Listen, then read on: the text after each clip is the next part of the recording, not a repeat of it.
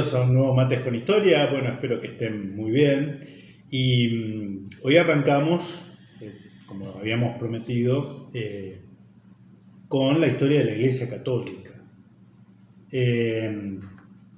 yendo a los orígenes, ¿no? Es algo muy complicado porque se imaginarán que, siendo una institución de más de 2000 años, de la que uno forma parte de modo consciente, es complicado seleccionar los temas, ¿no? Pero bueno, vamos a intentarlo, como suelo decir, tenemos todo el tiempo del mundo y nos detendremos en aquellos capítulos que consideremos necesarios. Pensaba estos días previo a este Mates con Historia, claro, hay tantas frases que nosotros vamos a enfocarnos en la iglesia institucional, es decir, como para que esto sea entendible y aprovechable para cualquiera, para los bautizados, miembros de la iglesia y para quienes no lo son, pero que les puede interesar, ¿no? Conocer un poquito aspectos quizá desconocidos o ignorados hasta ahora de esta institución tan particular que ha forjado civilizaciones enteras, ¿no? Nosotros, los hispanoamericanos, debemos buena parte de nuestra impronta cultural, no solo religiosa, sino también cultural, a la labor de esta institución que es la Iglesia Católica, ¿no? Se dice que Gilbert Chesterton, ese pensador británico del siglo pasado, el siglo XX, muy particular, hay muchos chestertonianos que nos siguen, yo he leído un par de obras de él. Bueno, Chesterton era británico y era anglicano, ¿no? Ya vamos a llegar a cómo se da lo de la comunidad o la comunión anglicana. Pero tenía dudas sobre la fe y entonces estaba ahí como a punto de convertirse al catolicismo. Y según se dice, o he leído en algún lado, un día caminando por Londres entra en una iglesia católica que no abundaban en esa época, tampoco hoy, y se ve que llega en el momento de la homilía, ¿no? En la que el sacerdote improvisa el sermón, ¿no? La homilía o la prédica, y cuando sale, Chesterton confiesa que reconoce que la Iglesia Católica era la única iglesia verdadera. ¿Por qué?, le preguntan. Y porque si ha llegado hasta el día de hoy con predicaciones y con homilías tan mediocres como la que acabo de escuchar, es porque evidentemente tiene la asistencia del Espíritu Santo.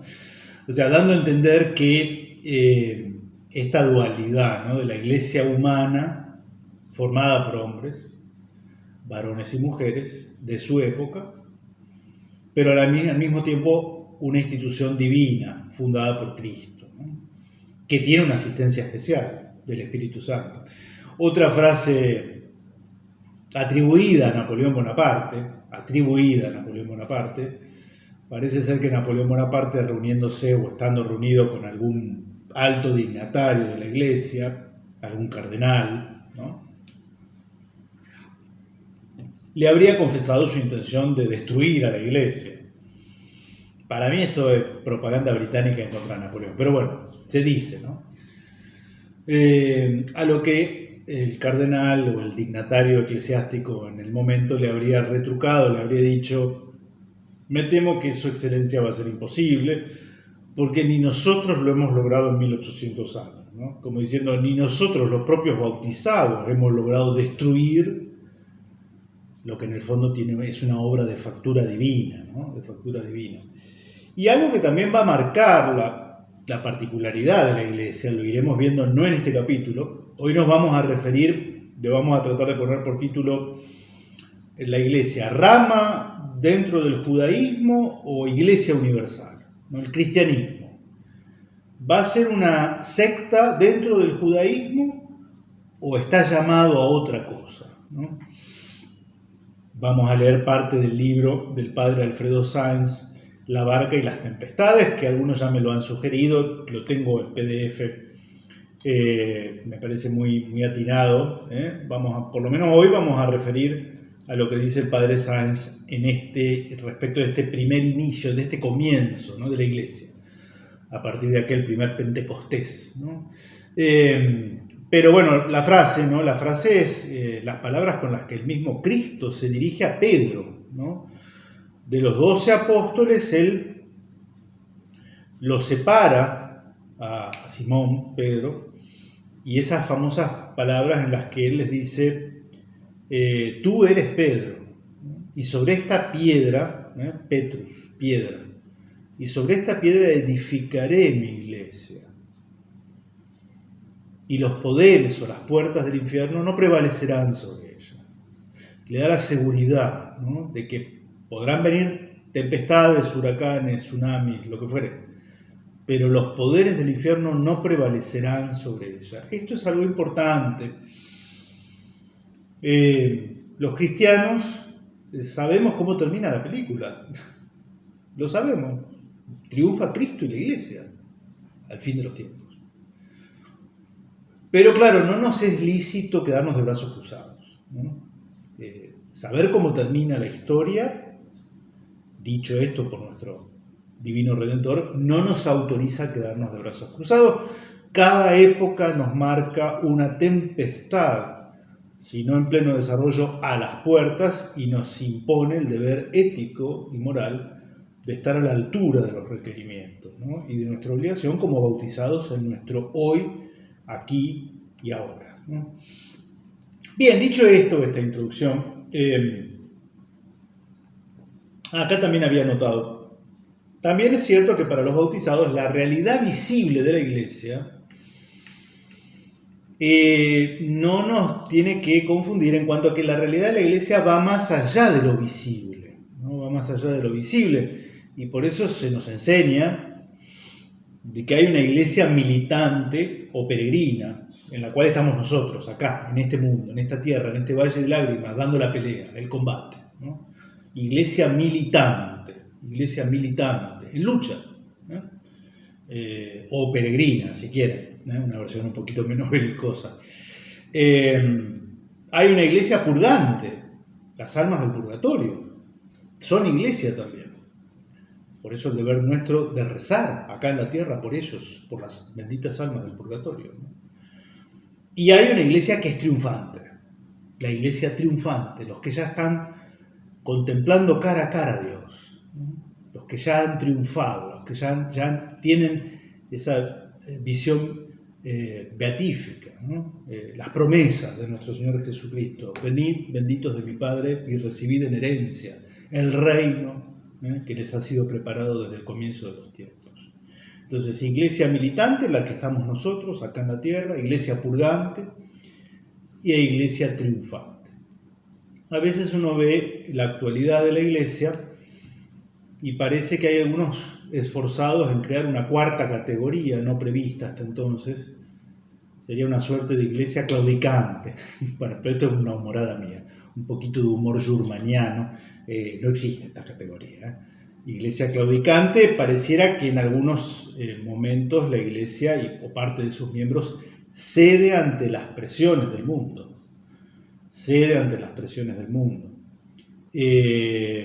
Pero esa no es la categoría. Esa es una vía muerta que no conduce a ningún lugar, ¿no? Por tanto, la realidad de lo que llamamos la iglesia excede lo visible. Bien, vamos a acá el padre Sáenz relata, bueno, lo que ocurre, ¿no?, tras la ascensión de Cristo a los cielos, y cómo los apóstoles quedan, al tiempo que perplejos y maravillados, claro, quedan atemorizados, ¿no? Han sido testigos de cómo ha terminado su maestro, condenado a muerte por el Sanedrín, el tribunal eclesiástico de los judíos de entonces. Entonces, claro, es razonable que desde el punto de vista humano tienen un gran temor, muchas dudas, ¿no? Y acontece el acontecimiento de Pentecostés.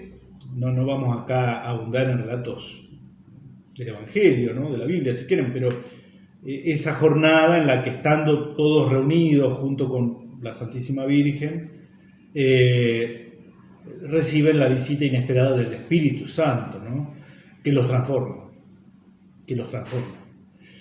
Les da esa valentía, ese arrojo, ese coraje, esa lucidez en la tarea difícil de dar testimonio, ¿no? De la fe, razones de esa esperanza, y salen y empiezan a predicar en esa circunstancia particular en la que, siendo una fiesta también de origen judío, habían venido a Jerusalén muchos judíos procedentes de otras regiones, ¿no? El pueblo judío no es que solo residía en lo que era Judea, digamos, con capital, epicentro en Jerusalén, sino que había ya ocurrido una suerte de diáspora y había comunidades judías, podríamos decir prácticamente en todo el Imperio Romano, o en buena parte, sobre todo en el ámbito mediterráneo, ¿no? Bien, esos judíos dispersos tenían la obligación religiosa de ir al templo a rendir culto, ¿no? Y es ahí donde se da el famoso sermón de San Pedro, el primer papa. O sea, después vamos a hablar de la institución del papado más adelante, ¿no? Dice el padre Sáenz, el discurso de Pedro fue decisivo. Varones israelitas, escuchad estas palabras. A Jesús el Nazareno, varón acreditado de parte de Dios ante vosotros con milagros, prodigios y señales, que Dios obró por él en medio de vosotros, según que vosotros mismos sabéis, a vosotros, dentro del plan prefijado y de la previsión de Dios, habiéndole entregado, clavándole en una cruz por manos de hombres sin ley, le disteis muerte. Lo llama a la conversión, a los propios israelitas. Movidos por estas palabras, continuó el padre Sáenz, 3.000 personas pidieron el bautismo ese día. Es un poco el día en el que nace la iglesia. Como en buena parte eran judíos de la diáspora, cada grupo hablaba el idioma de sus lugares de proveniencia. Con todo, según lo relata el texto sagrado, cada cual lo entendió en su propia lengua. A Pedro, al hablar, se lo entendía en cada una de las diversas lenguas. Con lo que quedó simbolizada la universalidad de la revelación cristiana. La universalidad de la revelación cristiana por sobre las fronteras de los distintos países. Vamos anticipando cuál va a ser el conflicto en ciernes dentro de los propios cristianos, ¿no? Claro, porque los primeros cristianos eran judíos. Esto ahora lo va a desarrollar el padre Sáenz. Eran judíos, Cristo, sus padres, San José, Nuestra Señora, los apóstoles. Ya hay algunos paganos, sobre todo algunos romanos, el centurión Cornelio, en fin, pero en su mayoría eran judíos. Entonces, ¿esto va a ser una rama dentro del judaísmo o el cristianismo está llamado a ser una iglesia católica? Católica significa universal. Universal. Dice el padre Sáenz, ¿sería el cristianismo una rama de la religión judía o se trataba de algo nuevo? En otras palabras, ¿cómo llegó el cristianismo a independizarse de sus raíces locales y convertirse en una religión universal? Nuestra religión se llama católica, es decir, universal. Ello es para nosotros algo obvio y aceptado sin reservas. Cristo envió a los suyos, comillas, a todas las naciones, cierra comillas, diciéndoles, cita, seréis mis testigos en Jerusalén, en toda Judea, en Samaria y hasta el extremo de la tierra. Sin embargo, dicho universalismo no fue entendido de entrada por todos. Claro, el pueblo de Israel esperaba la venida del Mesías, lo entendían como un jefe guerrero nacional, una suerte de conductor político de esto. De hecho, va a haber sectas que apuntaban a eso, en ese sentido, ¿no? Dentro del judaísmo. Y para completar el cuadro, el pueblo judío estaba sometido al poder del Imperio Romano. Era un rincón apartado del imperio, no ocupaba el rol de una provincia central, como lo eran Hispania, Galia, Iliria, en fin, o África, la Libia cirenaica. No, eran un último rincón, bastante belicoso y rebelde, por cierto, les daba dolores de cabeza a las autoridades de Roma, pero estaban sometidos al poder del Imperio Romano, ¿no? Ellos que eran un pueblo de tradición milenaria para entonces. Continúo con el padre Sáenz. Parecía pues obvio que en el pensamiento de los primeros cristianos, todos o casi todos de procedencia judía, la iglesia no era sino la prolongación de Israel, una nueva rama brotada del pueblo elegido.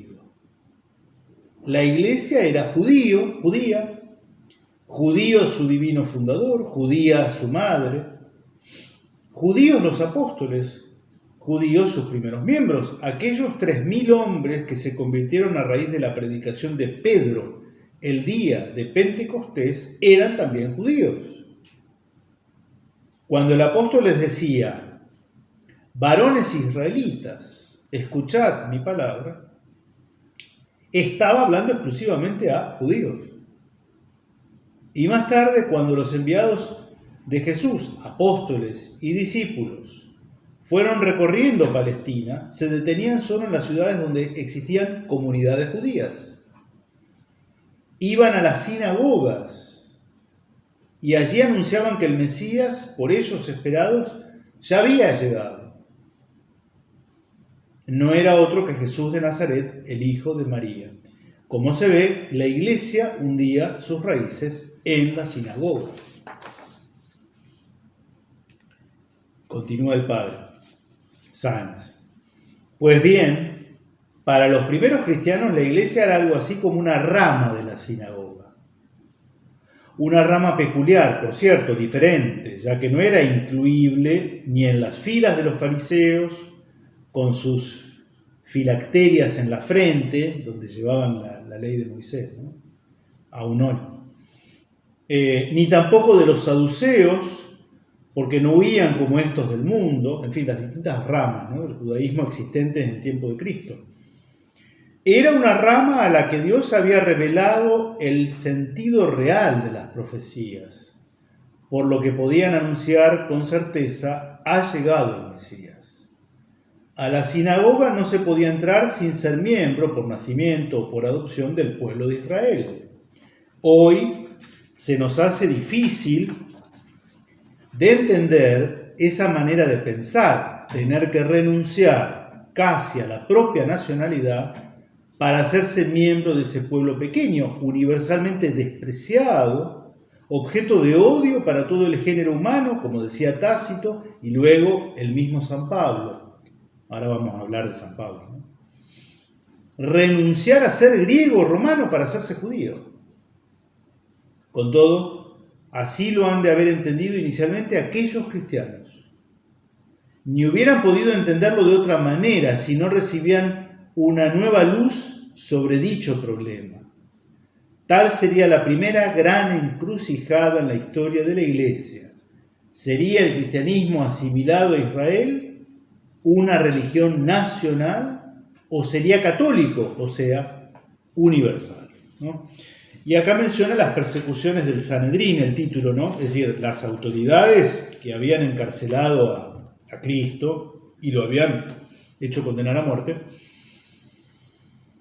Y claro, al principio toman con ciertas reservas, pero no lo ven como un peligro el aumento en los fieles de esta suerte de secta dentro del judaísmo. En parte, dice el padre Sáenz, porque ya había otras sectas, y en parte porque no le otorgarían la importancia que al principio tendría. Después de todo había desaparecido su fundador, ¿no? y no parecía inquietar, aunque esto va avanzando en el tiempo y llega un momento de ruptura, ¿no? De ruptura con la muerte por lapidación, a pedradas, del primer mártir cristiano, San Esteban, ¿no? San Esteban, su fecha la celebramos el día posterior a Navidad, 26 de diciembre, San Esteban, ¿no?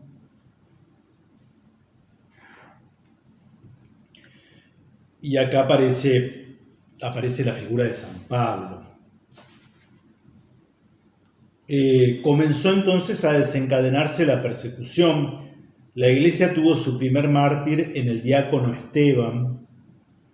Era este un alma de fuego, al tiempo que una persona de gran cultura, quizá de origen alejandrino, de Alejandría, judío de Alejandría, que conocía muy bien las tradiciones del pueblo elegido, pero tenía asimismo plena conciencia de la novedad del Evangelio.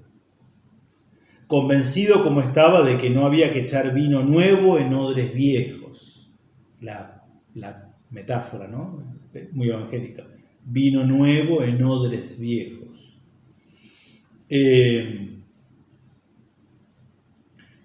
Por eso los judíos que discutían con él sin lograr convencerlo, lo consideraban un enemigo peligroso. Llevado ante el Sanedrín, en fin, dio testimonio. Esteban tomó la palabra y pronunció un enérgico discurso que merece ser leído en su integridad. Se los dejo para que ustedes hacen toda la historia del pueblo elegido y cómo entronca Cristo en él, ¿no? Fue lapidado y murió orando por sus enemigos. Este hecho fue realmente detonante. Los fariseos y saduceos se reunieron en Jerusalén decididos ya a extirpar la nueva doctrina. El mismo día de la lapidación de Esteban comenzó una gran persecución contra la iglesia de Jerusalén. Muchos fieles se dispersaron por Judea y Samaria y hasta por Fenicia, Chipre y Siria. Uno de ellos, el diácono Felipe, se dirigió a tierra de los samaritanos para anunciarles la buena nueva. Mientras tanto, la persecución arreciaba. Uno de los perseguidores se llamaba Saulo. Había asistido a la lapidación de Esteban. Había sido testigo. Este hombre fogoso, San Pablo, ¿no? Les recomiendo, hay una película. Vamos a tratar de dejar el link que es reciente, ¿no? Que relata la vida de San Pablo, ¿no? Por supuesto, por mi nombre me siento muy identificado, ¿no? Con este gran apóstol. Al día de hoy los papas, ya que hace poco fue la canonización de Mama Antula, esa santa de origen santiagueño, nuestra primera santa argentina, al día de hoy los papas en la fórmula en la que proclaman un nuevo santo oficial en la iglesia invocan a San Pedro y San Pablo, al día de hoy. Este hombre fogoso que respiraba todavía amenaza y matanza contra los discípulos del Señor, se presentó al sumo sacerdote pidiéndole cartas de recomendación para Damasco, dirigidas a las sinagogas, a las comunidades judías en Siria, a fin de que, si allí había algunos que siguiesen ese camino, cristianos, así hombres como mujeres, los llevase atados a Jerusalén. Como sabemos, mientras hacía este viaje, fue milagrosamente convertido por Dios, quien lo arrojó del caballo de su soberbia.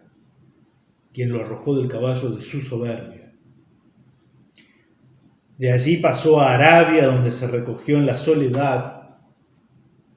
La fiesta, la conversión de San Pablo, los católicos la celebramos el 25 de enero.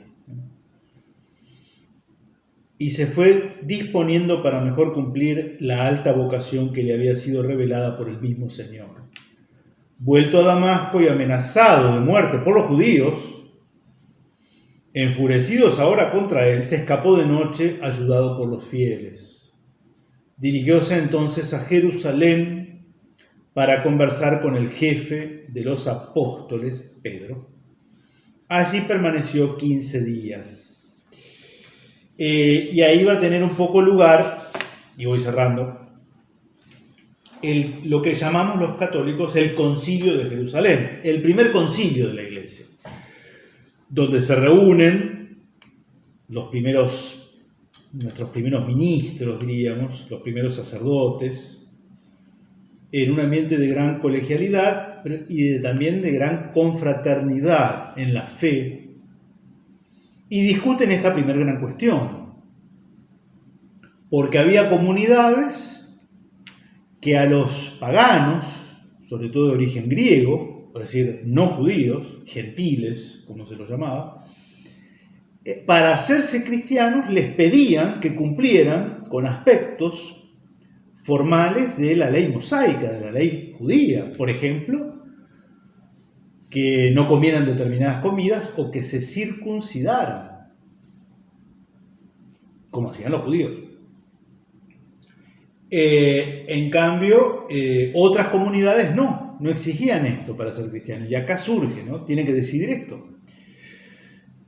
Obligamos a los que quieren bautizarse como seguidores de Cristo a, primero, de alguna manera, hacerse culturalmente judíos, ¿o no?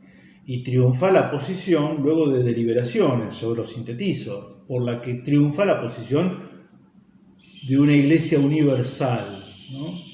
Hay una frase que alguien pronuncia: no podemos exigirle a aquellos hermanos que quieren abrazar la fe aquello que no nos exige el mismo Dios, ¿no? O que ni Cristo nos exigió. Por tanto, se puede ser cristiano sin pasar por el judaísmo, ¿no? Y el primer gran desafío era que la iglesia naciente quedara enclaustrada, recluida a una suerte de religión vinculada a una etnia, a un pueblo, que era lo común. Era lo común hasta entonces. El cristianismo no es la primera religión que conoce la humanidad, no. Sí es la primera gran religión que se emancipa de las ataduras puramente humanas, por ejemplo, la racial o la cultural, ¿no?